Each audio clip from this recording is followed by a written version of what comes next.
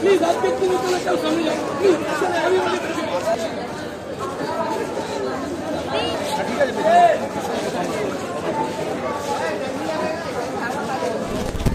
আমাদের সমস্ত যারা মানুষ বিভিন্ন সমাজের বিভিন্ন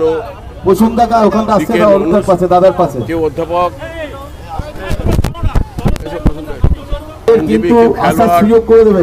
কেউ খেলোয়াড় হয়েছেন আমার বিভিন্ন বোনেরা, কেউ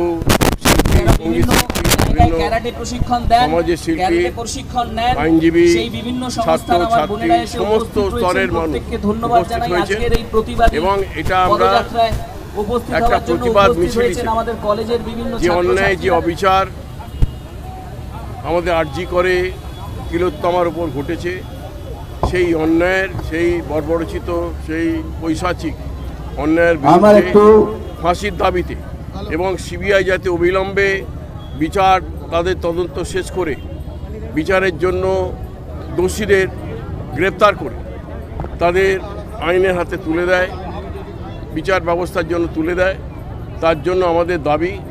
এবং ইতিমধ্যেই প্রায় 1 মাস কাল অতিক্রান্ত হতে চলেছে, এর মধ্যে এখনও আমরা অপরাধীরা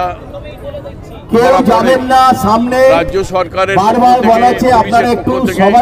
একজন অপরাধীকে ধরা হয়েছে, এরপরে আর কোনো অপরাধী ধরা পড়েনি।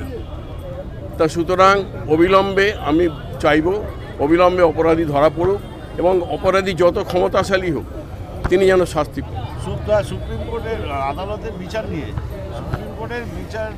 অনেকের প্রশ্ন আছে, দীর্ঘসূত্রতা যেন না হয়, অর্থাৎ সেখানে টাল বাহানো যেন না চলে, এইটা নিয়ে একটা ক্ষোভ আছে মানুষের মধ্যে।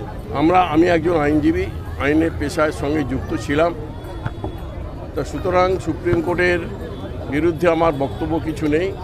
তবে একটা কথা বলবো, আমরা চাই বিচার দ্রুত সম্পন্ন হোক এবং শুধু সুপ্রিম কোর্ট নয়, এখানে সিবিআই তো দেরি করছে, এতদিন হয়ে গেছে, এতদিনেও একটা আসামি বা এই তদন্তের কিনারা হয়নি।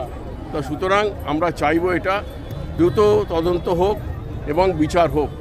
আমরা দোষীদের ফাঁসির দাবিতে আমাদের আন্দোলন, সেই আন্দোলন আমরা চলছে, যতদিন না আমরা বিচার পাচ্ছি ততদিন আমাদের আন্দোলন চলবে।